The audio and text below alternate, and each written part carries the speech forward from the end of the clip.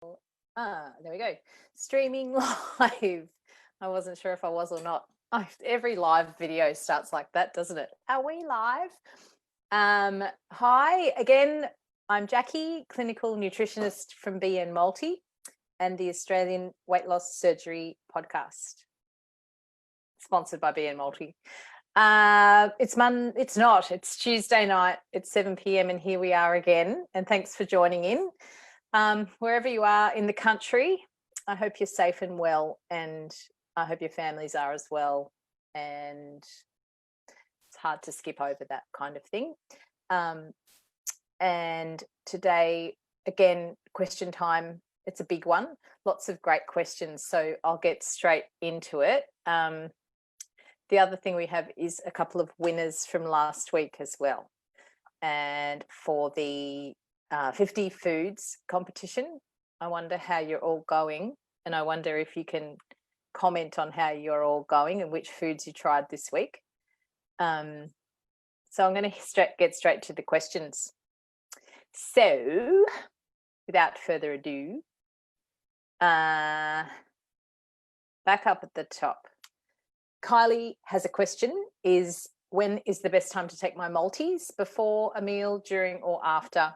And with other vitamins, is this the same? After weight loss surgery, we find that you will better tolerate your multivitamin because your product needs more iron in it and higher doses of other nutrients, more so than a general multi.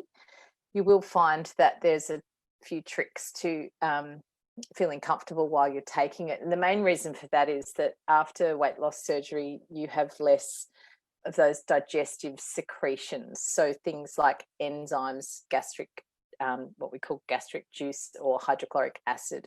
So the process of digestion starts in your mouth, and it starts with the saliva, and there are enzymes in the saliva that are actually the very beginning of the digestive process.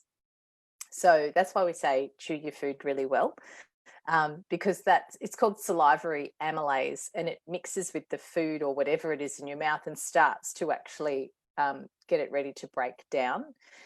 Every stage of digestion has a different job, and different physiological and also psychological triggers are presented as food goes through different parts of the body. And different things happen. So chewing sets off saliva ducts to produce a lot of saliva, or amylase, which is an enzyme that helps with digestion. So chewing and making that like almost a paste with your food is a really pre-digesting your food in a lot of ways. So cut to the chase is you need to chew your food, which is also why a chewable multivitamin is the key after weight loss surgery, to make sure that it's broken down and assimilated well.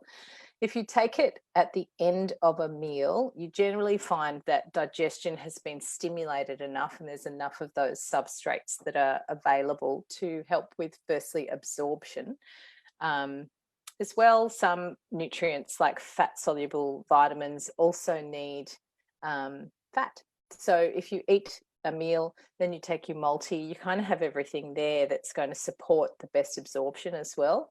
And also it will dispel generally any nausea. So if you're putting your multivitamin in on an empty stomach and you haven't been chewing or stimulating your digestion in any way, often you'll get that really queasy, sick, iron, dizzy, sweaty feeling.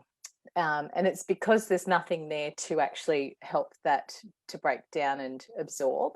So sometimes the body will reject it, and other times it will just give you a headachy, sick feeling after you've taken your tablets. And it can happen with any medication or any multivitamin. It just depends on what's in it. And the reason we make sure you have food with yours is that it's the higher iron content of the bariatric formulations that need it.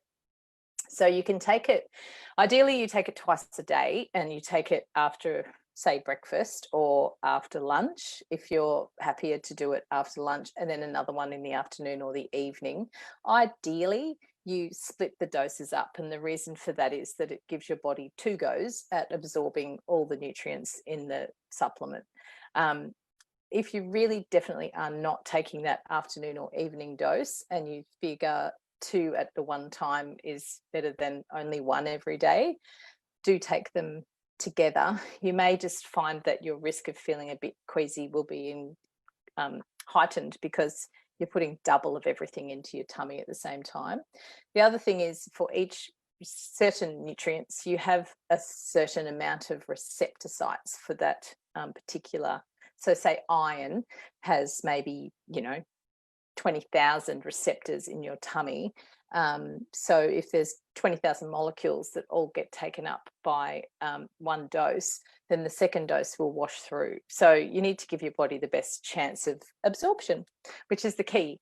And we talk about absorption and malabsorption quite a bit after weight loss surgery, because they're the things that will lead to nutrient deficiencies. So I hope I answered your question. You just can't drink them down with a liquid after a meal, because you can't mix food and meals. So often I'll just put in a chewable with like the last mouthful of food and swallow it down. It's easy and it's done. And I don't know what the fuss is. Sometimes it's 2 minutes out of your day, and your health is so much better for it. So thanks, Kylie. Mandy Sirasima. My surgery date is Tuesday, 11th of August. When is the right day to start my 2-week optifast diet? Next Monday or next Tuesday? My first question is, someone should be telling you this. You should have a dietitian who's setting you up nicely to prepare you for surgery. If you don't and you're looking for someone, just send us an email and let us know, because these kind of questions aren't for me to answer. I've got no other history or information about your surgery or your situation at the moment. So if you're definitely looking for more help and you don't have anybody guiding you, just send us an email at support@bnmulti.com. We've got access to all the bariatric dietitians, so we can certainly point you in the right direction if you need somebody. So I'm sorry, but some questions I have to palm off to the right person to help you the best. So Vicky, my surgeon has said not to worry about the pre-op diet as I'm not too heavy to start. So always be guided by your professionals. And some people, it's not often, and there might be other medical reasons that they're doing your surgery, what they call a low BMI weight loss surgery. So again, there's probably a backstory that I'm not privy to. And so I would say, if your surgeon is saying not to worry, he's probably pretty confident that he won't find the liver is in the way, which essentially the 2-week pre-op diet is not necessarily about weight loss. It's lovely and it's a side option. It's more about reducing the fatty liver, and the way they do that is a very low calorie diet and also a low glycemic index diet. So it starts to help the liver to recover and reduce in size so that there's no complications when they're doing your surgery. Thank you, Vicky. Amanda Falvey, my question is about supplements to take while I'm pregnant. Congratulations. Amanda, just on that, we just did a great couple of podcasts on fertility and nutrition during pregnancy on the Australian Weight Loss Surgery podcast. So that might be something to have a look, because I know you're probably looking for lots of support and information. Melanie McGrice is the guru of bariatric surgery and pregnancy and fertility. And I interviewed her a couple of weeks ago. It's a really worthwhile listen. Do I keep taking what I have, multivitamin, B12, folic acid, zinc, vitamin D and calcium, and add a pregnancy vitamin? No. Or do I swap the multivitamin for a pregnancy one? Pregnancy after weight loss surgery is not something that we love you to do without lots of support as well. And even in the podcast that we did, Melanie was just saying, as an example, you need up to 4 grams of folic acid lots of B12, lots of support and understanding of your nutritional status along the way. So generally, I would suggest you find someone who can take good care of you and do your bloods and find out where you're at. But you are on the right track. The B and multi you can take up until you fall pregnant. Once you know you're pregnant, you do need to swap it out for pregnancy. It's just got a high vitamin A content that it's been said to perhaps be linked or just too high for pregnant women. And we always over cautious in that regard as well. So again, Amanda, if you want to reach out to us to find Melanie McGrice, she's in Melbourne, but she's also doing telehealth, and that's been probably the only good thing about COVID is that we're getting access to practitioners from all over the country. So it doesn't really matter where you are now, you can get support and help, and a lot of it's covered by Medicare. So that would be my solution, because looking at your range of multis, all the vitamins you're taking, they're solid, but if they're if your bloods are good and you're still cramming in lots of extra nutrients, it might be too much. So it really needs to be based on your blood test results there. Thank you. Next one is Ita Jennifer Gilbert. I've fallen into bad habits with coffee. I don't think you're on your own.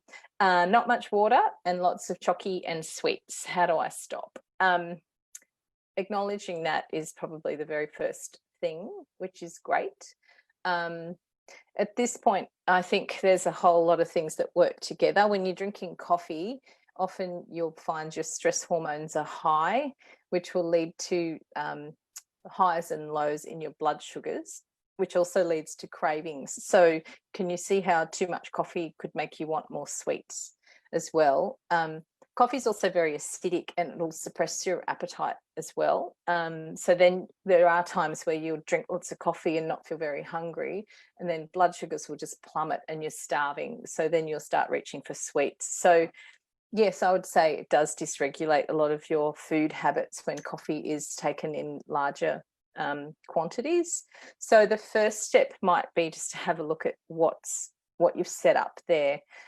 And have a look at how many coffees you're having and what your goal for drinking coffee is, and try and change just one or two things at a time so that you're not, going to cold turkey on lack of choccy and lack of coffee, because then you'll just feel sad.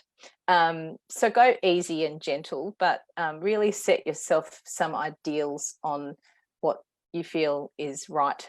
And ideally, I'd ask a lot more questions about, sleeping habits and that sort of thing. Are you tired? And is that why you're drinking lots of coffee? Are you going to bed too late because you are drinking coffee? So having a look at when we drink coffee and when we stop drinking coffee and how we manage that throughout the day is a key.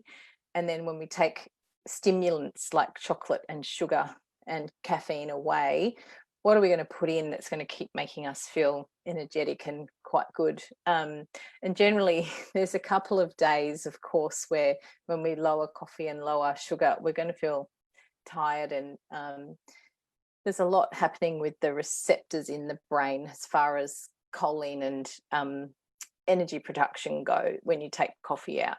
So do it on a weekend maybe, where you can rest and drink lots of water. And if you do get a headache from caffeine withdrawal, you could sleep more, take some magnesium, look at different ways of bringing in alkalinity into the body, so green vegetables, that sort of thing. But yeah, I think if you're aiming for reducing coffee, you would look at maybe saying, I cut off my drinking coffee at midday at the latest, and then if you have 2 before lunch, that's generally acceptable. It's just not if you're replacing meals with coffee and chocolate. So again, it's a rough idea of what you're up to, and a way of kind of peeling that back and working out what's going on. If it's a stressful time and you're reaching for stimulants and coffee, it can be just exacerbating the situation. So yeah, looking at ways of calming the system down rather than stimulating it are always good. And then generally once you've done that, looking at reestablishing, what goes around that, good food habits, protein, multivitamins. Often when you're craving coffee, you're low in either iron or B group, and you've got no energy. So you're looking for stimulants and sugar and chocolate and coffee and that sort of thing to keep you going, when that's actually taking something out. Like coffee can, when you're using it too much, it can get to the point where it's taxing you. So you want things that are going to be giving you, if you want energy, you want something that's also giving you something. So it's nutrition and, particularly B group and magnesium I always look to, and iron when I'm feeling tired. The old B and multi at about 3 o'clock in the afternoon is my coffee. I always feel much better after that. And that's the B12. It gives you this kick of quite clear thinking and a bit of energy production as well. It's great. So they were last week's questions I didn't get to because there were so many, and these are from this week. So thanks, everyone. Rebecca Tranter just wanted to know, how long after weight loss surgery should you wait before having brachioplasty and a tummy tuck? I think there is a guideline for this. I'm not, a lot of what I do doesn't link terribly much to the plastic surgery, but I am looking to podcast with someone shortly, so stay tuned. So this is bits that I've heard around the traps, is more looking at, I think there is a period of time where you have to, roughly find your goal weight, and there's a maintenance period afterwards that tells the body that, this is the new me, and this is where we're looking at staying. So it's making sure, I think the thinking behind that would be so that if there is, there's a period of weight loss, then a weight maintenance, and then making sure that's a long-term maintenance, because if there's a regain and they're looking at doing skin removal and that sort of stuff, and then there's regain, it could be problematic. So I'll need to talk to my skin removal specialist and clarify, but I would say there is a it would be a good couple of years, and sometimes that your body's actually really established your new set point. So I think they talk about that with you guys prior to surgery, is that being overweight for a period of time establishes a new body set point, or like a weight that your body thinks it should be. And so that's when you're in that overweight stage, there is a set point, and we're trying to pull you back from that and lose that weight and hold it there, so that the new set point and the body gets to understand that it's not trying to push you back up to that old set point again. So I would imagine there's a guideline around that before they take the skin away. Thank you. Wendy Ellison has been doing more exercise, yay, and I found that in the evening my legs ache. No cramps, just aching. It can be a few things. It can be electrolyte imbalance, like potassium will make your muscles sore and feel like creaky and dry. You've said, should I take some magnesium tablets as well as my B and vitamins? I'm all for some magnesium. Don't overdo it, but I just think there's not much of it in our soils anymore, and I think we just don't get enough of those green leafies in to meet our needs a lot of the time. So I'm not just saying go and throw magnesium in by the bucket load, but even just a couple of baths a week that have got a cup of magnesium in, they're not going to push your levels up too high, but they'll actually bring some relaxation and some calmative effect. Calcium is another contributor to muscle aches and pains. So if calcium is too low, it's actually used as a neurotransmitter to aid muscle contraction. So if calcium's low, that can mean you're feeling achy and sore. If that's going on a regular basis, I'd have a look into getting to the bottom of it. So you're not just throwing in magnesium and it's something totally different. It could be sodium. So it's on the spectrum, but potassium, sodium, magnesium, you do need to find out what it is. And I see a lot of this, it's like, should I just put that in? And it's like, well, it's probably not going to hurt you, but it's better to be succinct in what you're doing and know why you're doing it. So it's not like you're rushing off a blood test every 5 days, but it's always nice to work from a platform of what is it that I need, rather than having a stab and seeing if that's, you know, what you needed, because it can push other things out of balance as well. So in that situation, I'd have a look into, yes, I want to put more magnesium in. Do I just want to bomb it in through my digestive system and everywhere else, or can I take it in through my skin and have a bath? So just gentle ways of introducing things and seeing if it's the answer. Or like a half dose of magnesium and then working your way up to there. Thank you. Fiona Bush, revision post-op, what to expect going from my sleeve to mini bypass. 2 months revision, and I'm working my butt off trying to get the weight to shift. I keep losing and gaining the same 2 kilograms 2 months after. And it's doing my head in. I'm supposed to have another follow-up in a month, and I don't want to front up with no movement happening. The revision surgeries have been known to be a slower weight loss, and I think they have been shown to be not as much weight loss.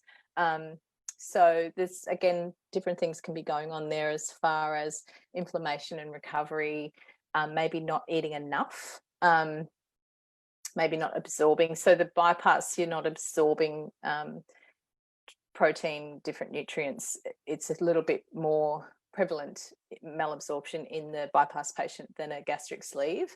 So if you're frustrated and you've got an appointment in another month, I would see if I could push the appointment forward and see if you can, you know, don't struggle for a whole month just waiting for an appointment. At the moment, things are busier than normal, but if you just let them know that you're struggling with something, you know, hopefully they can make room for you to get an answer.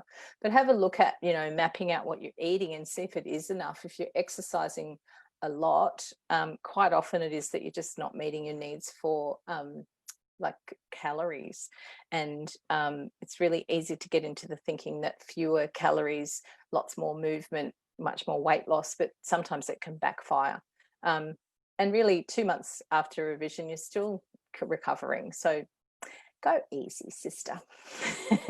But please also don't struggle. I see a lot of people waiting for, you know, I've got an appointment in 6 weeks and I'll just wait. Always give them a call and see what they can do for you. Most people are very happy to help. Thank you. So Kerry, what are the effects of autoimmune diseases on the sleeve? I have two, and I've noticed a few comments on the site about them affecting weight loss. I'm struggling with losing now after an initial loss. Again, it depends on which autoimmune conditions you have. If it's autoimmune Hashimoto's thyroiditis, it's certainly going to affect your weight because it's to do with thyroid.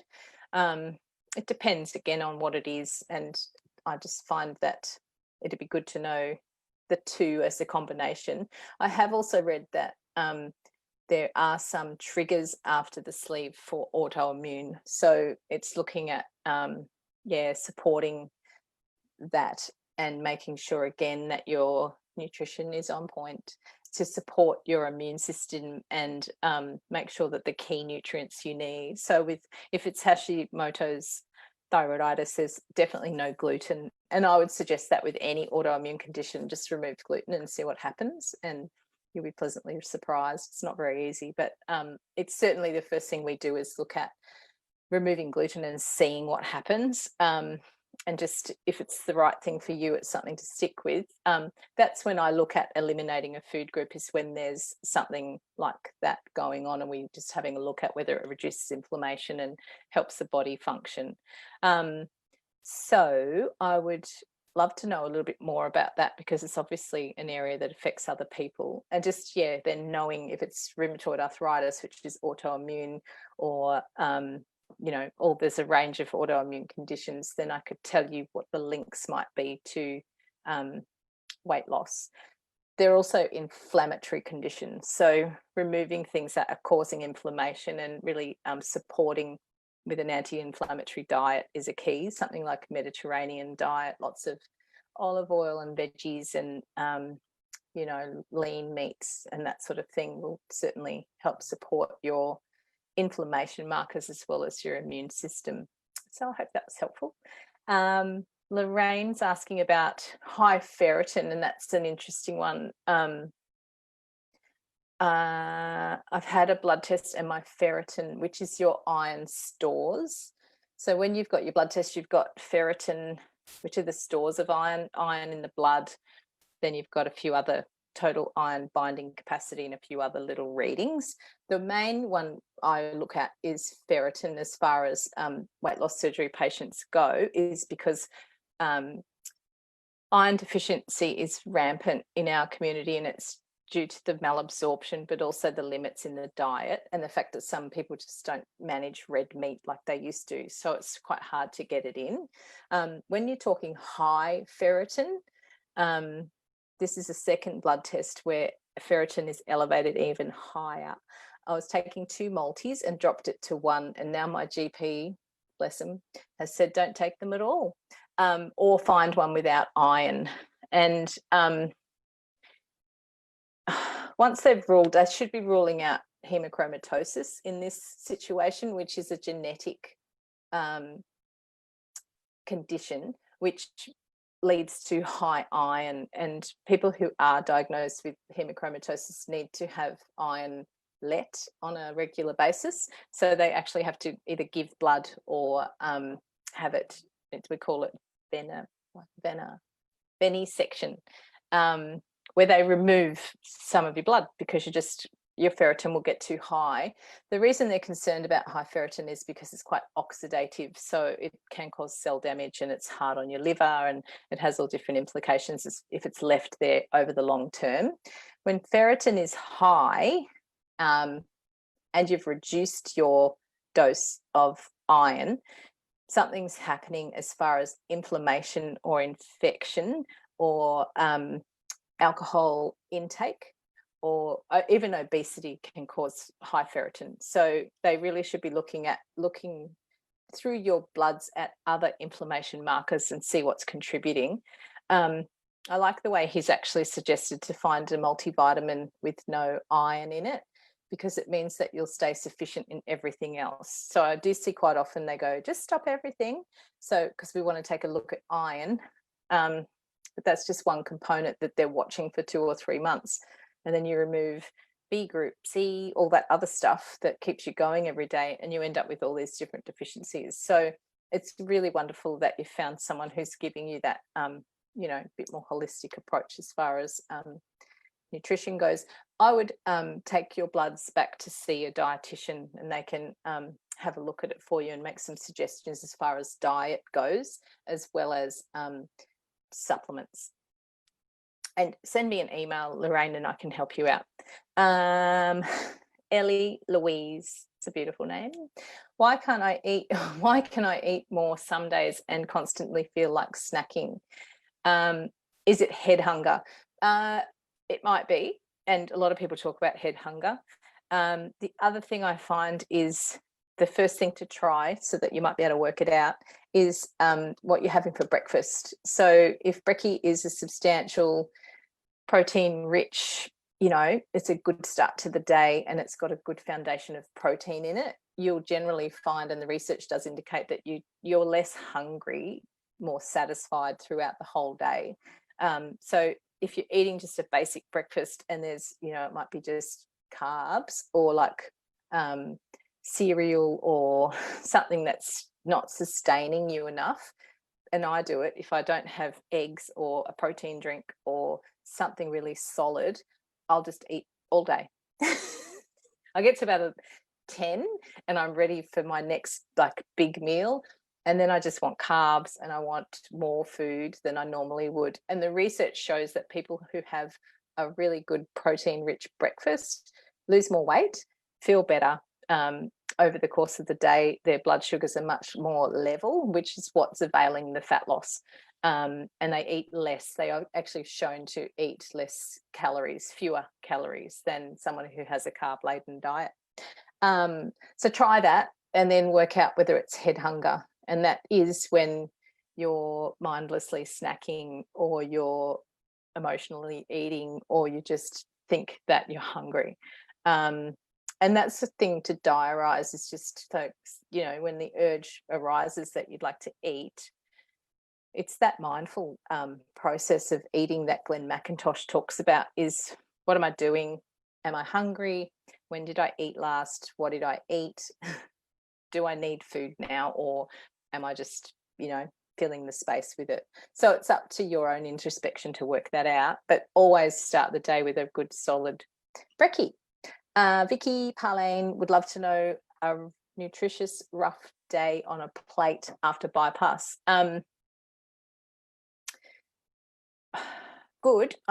Tricky, because everyone's different, and I think that's the key, is finding out, you know, your likes and dislikes as far as food goes, the foods you tolerate well, and also what your needs are. So generally we're aiming for sort of 60 to 80 grams of protein per day, which is 20 grams in little batches here and there repetitively. Maybe I would be better to show you some healthy recipes and that sort of stuff. To set out a day on a plate for just one person is always going to be different, but ideally the portion plate is how your meals should look. So it's the small dinner plate with the sections on it, which will really help you to map out what your needs are. You'll see that it's heavier in protein on the one side, and then there's less room for carbohydrates, and generally they're asking for vegetable carbohydrates, and a little tiny section for rice and bread and that sort of stuff. So if you're looking at that, it generally, your dietitian will give you a rough idea of quantity, but the portion plate and the portion bowl are fantastic for making sure you can eyeball a meal and go, this is what I need. So maybe have a look on this website for the portion perfection bowl and plate, the melamine section, and there's also a guide that comes with that, and that will help you to set up your portions. I hope that helps, Vicky.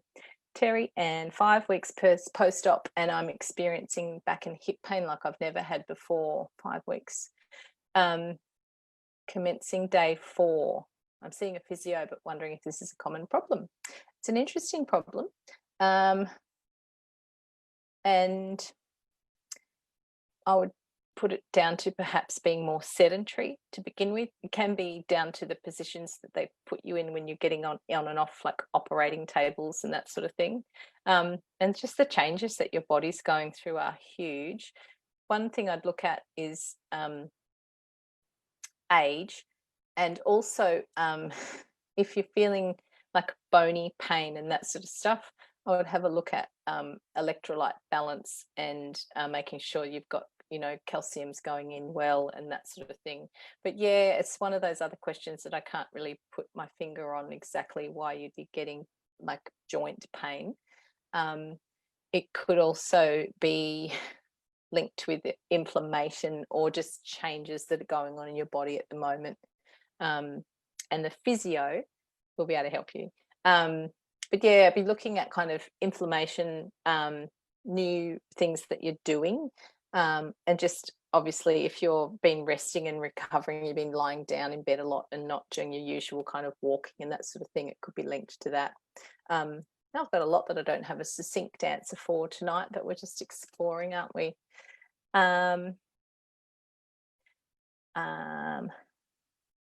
Georgia Donovan is out doing her boxing, and she's 4 months post-op and is struggling with food. I'm hungry, but nothing appeals to me. I batch cook once a week, but as soon as I cook it, I don't want to eat it. Interesting. And for the last few days, I've also been nauseous, which is not helping. Up until this point, I've not had any problems. There could be a few things going on here, and it's just a lot of change, and it's managing, getting used to the different way of eating and the different expectations of your diet. The other thing can be that some people develop, and it's not often, and it's just an idea I'm putting out there, some people get a bit worried about eating too much, so then they can sort of build this association that they're really not interested in food. And it's something to just watch yourself with, that you're not swinging the pendulum in the completely opposite direction, going from maybe an overeating state to a starvation state. Just watch what your thoughts are around why the food's not appealing to you.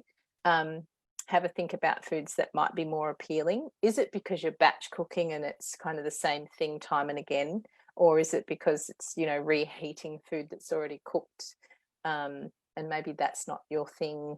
It's kind of playing around with that. Often I find if I've cooked a big lot of something and I'm cooking ahead, I'll cook it and divide it into quite a few portions and actually freeze like at least half of it, and then maybe look at that 2 weeks later. Because if I keep saving up the same thing, and I know that it's just, you know, reheated same old thing, it's not appealing. So it's looking at bringing in maybe color, maybe some different spices, making it a bit more interesting. Maybe the way it's put on the plate is a big psychological thing. If it's not pretty, sometimes we're not interested in it. So looking at what does appeal to you.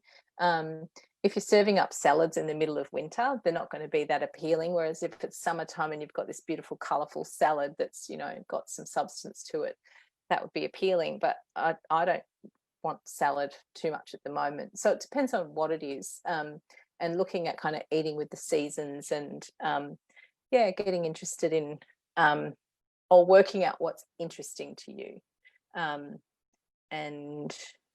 It's to lull. Have you got any suggestions on how to approach this food boredom? And that's research and looking at, you know, different cooks that float your boat. I like Jamie Oliver, and my friend on Facebook actually has dragged out Nigella Lawson, and I just remembered how much I love her stuff. So looking at, you know, different cooks that inspire you and that are easy, and you know, things that you can make at home that are different or more flavoursome or cooked in a different way. Sometimes adding a bit of crunchy on the top's nice. Things like toasted pepitas or nuts that just give it some kind of salty crunchy on the top of, you know, food that you might be heating up again, or dried spring onions, that sort of thing. Be adventurous. Or sour cream, just a little bit, just, you know, adding that extra something that's attractive.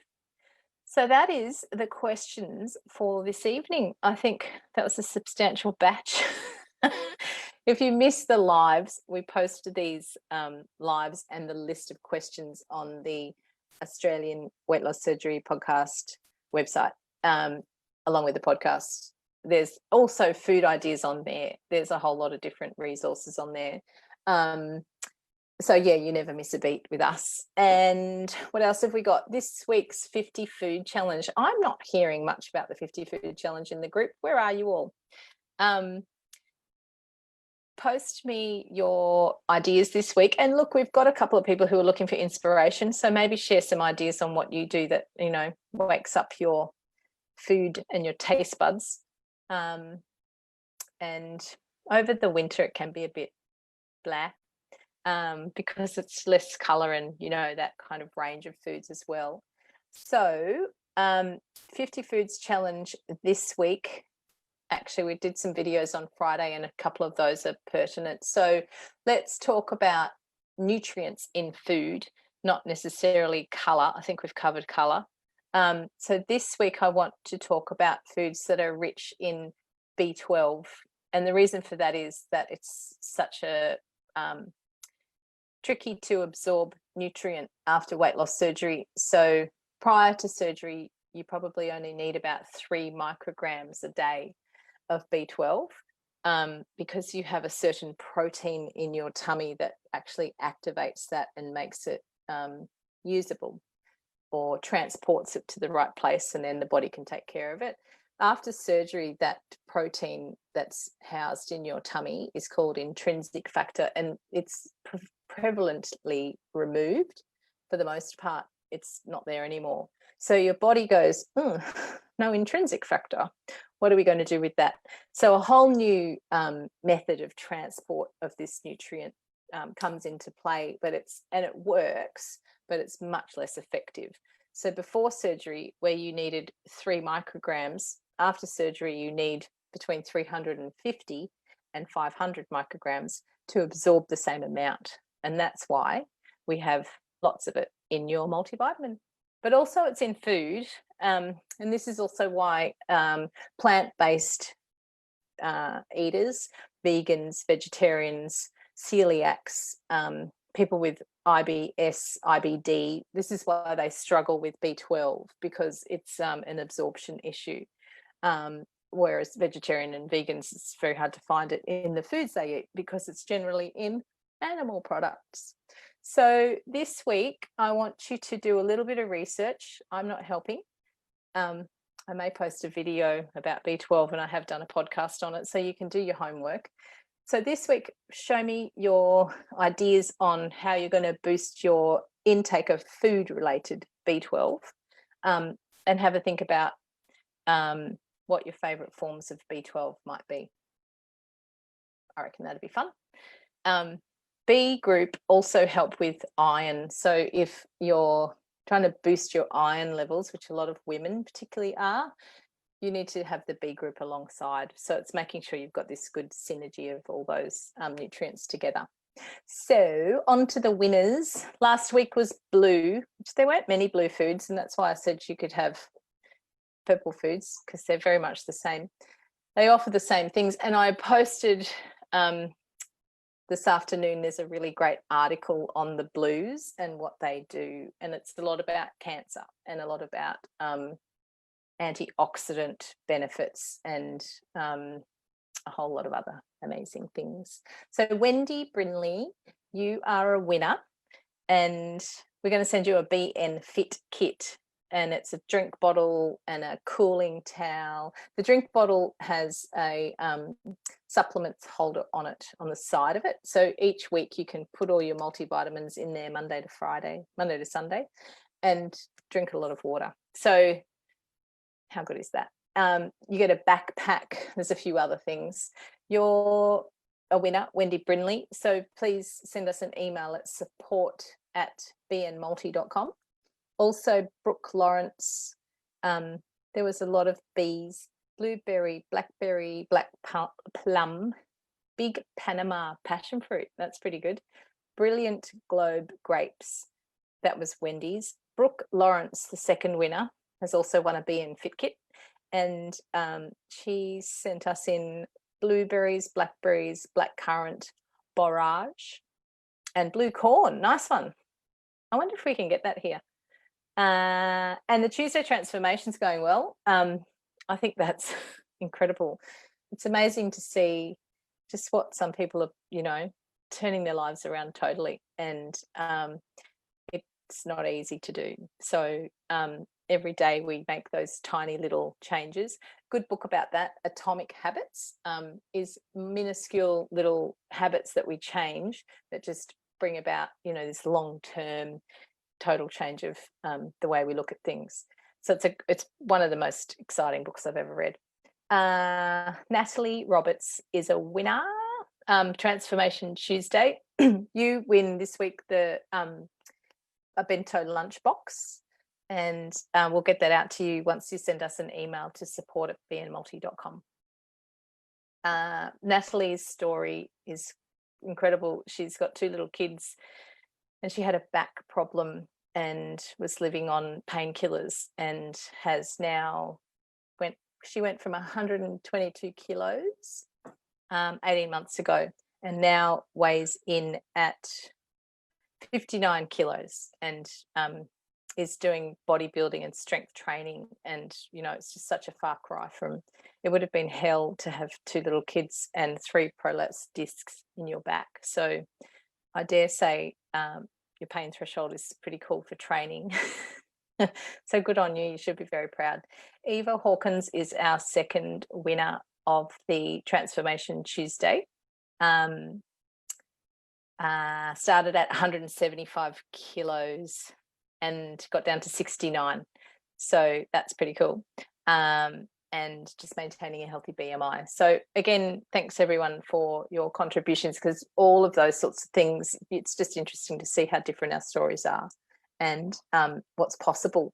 And the other things that bring us to this time, you know, it could be injury, or some have a workplace injury and we're quite, you know, sporty and athletic, and then have this setback where, you know, medication and that sort of thing contributes to such a huge change in situation.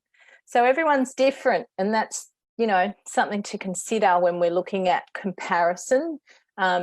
There's similarities, but there's always differences. So it's really is your own journey, and I just encourage you to remember that, and just stay true to yourself. That's my counselling session over for the evening too. So without further ado, it's 10 to 8 and it's time to go.